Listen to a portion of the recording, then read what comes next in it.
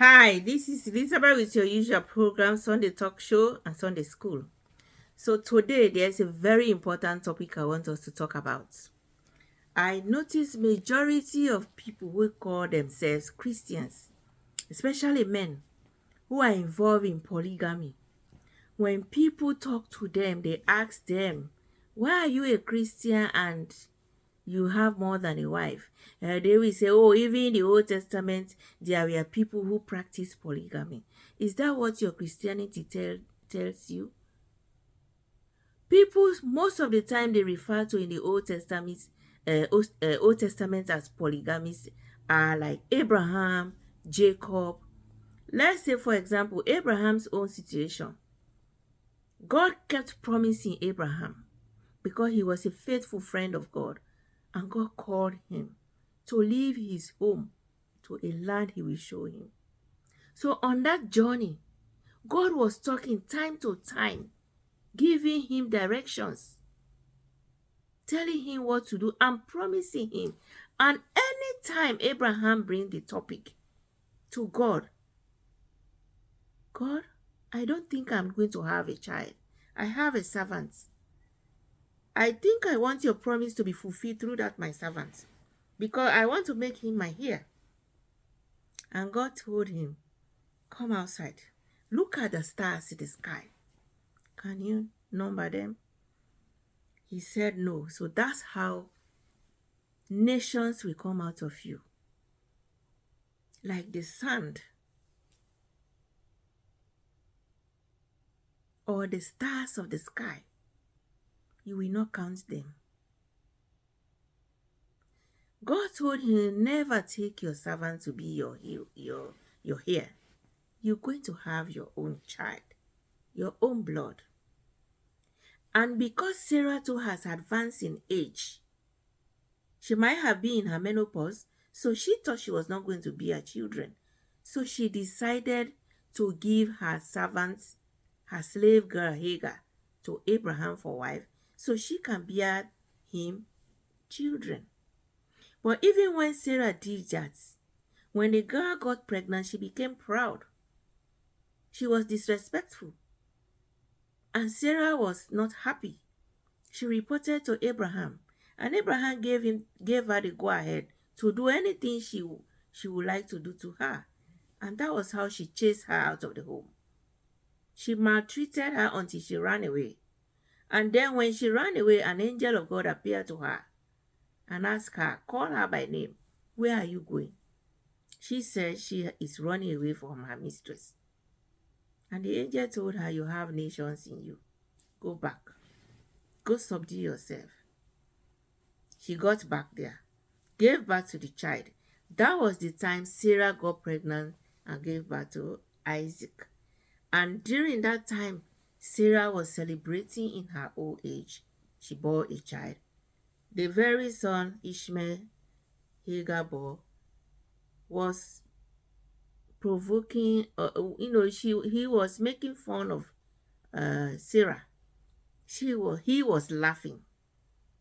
So Sarah got upset. And that was how God told Abraham to send them away.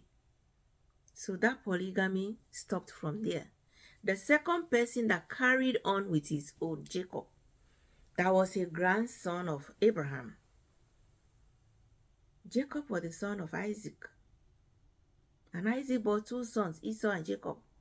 And Jacob, with the help of their mom, Rebekah, stole Esau's birthright from their father.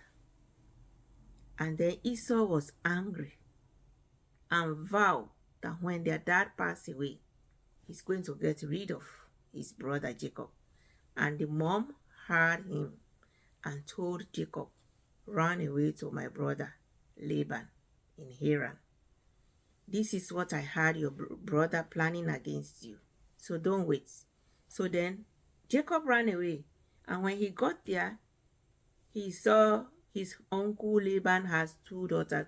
But the youngest, Rachel, was Jacob's love at first sight. The minute he set eyes on Rachel, he loved her. And he made his intentions known to his uncle. And they agreed. But Laban told Jacob that he should work 7 years without pay, and the work was taking care of his animals. No pay for 7 years. Then he will marry the bride. And that day, Laban deceived Jacob and gave him the eldest daughter, Leah. When Jacob found out and expressed his dissatisfaction to him, his response was, well, here in our culture, we will not allow the younger to get married before the oldest. So that was why I gave you Leah. But he said, I told you I want Rachel. Then the father said, yes, I understand, but I will not allow Rachel to get married while Leah is not married. But Jacob still went further on and said, even though you have given me Leah now, but I still want Rachel. And he worked another 7 years before he could finally marry Rachel. And the Bible says Jacob loved Rachel more because that was his love. And because of that, God closed Rachel's womb. And Leah was giving birth to children because Jacob didn't love her. And when Rachel didn't give birth very quick, it was when she advanced in age, she gave birth to the first son, Joseph, the dreamer. And then before she gave birth to Joseph, she asked Jacob to have an affair with her maid servant so that she can bear her children. And Jacob did. And Leah too did the same thing, gave her own servant back again to Jacob. So they have lots of children. So that was how Jacob had 2 wives and the slave girls.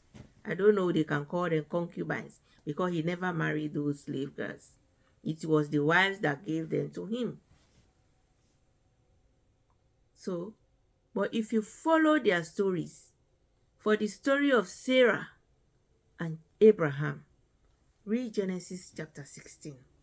And for Jacob and his uncle deceiving him, making him have more than a wife, read Genesis chapter 29 from verse 16 on to the end, and even go to chapter 30. The story will continue there. So that was how the polygamy came about. But in that polygamy, nothing good came out of it. They had children. But you see, the other person that was forced on him was never loved.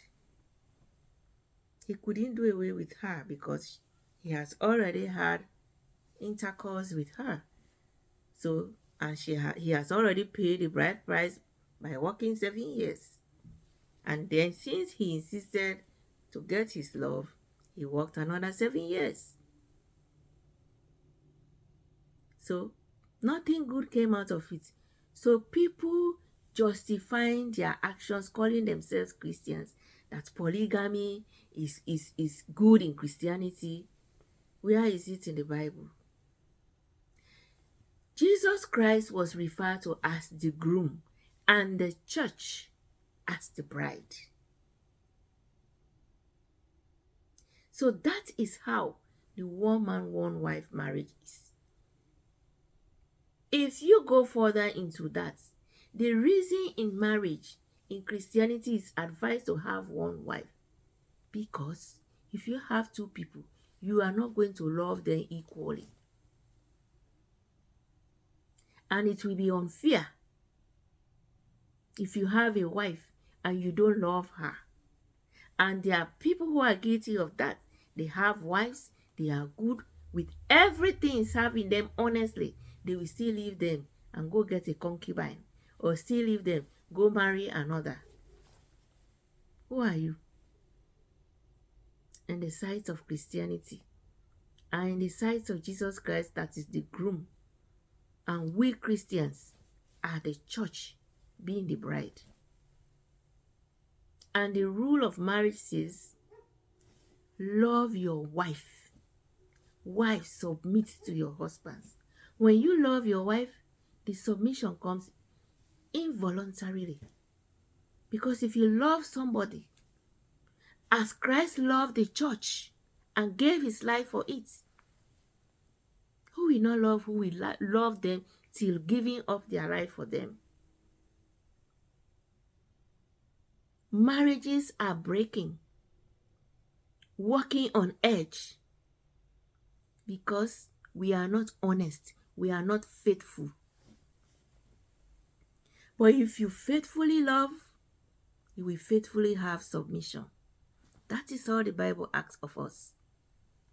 And there is nowhere it says, when you call yourself a Christian, you should marry more than one wife.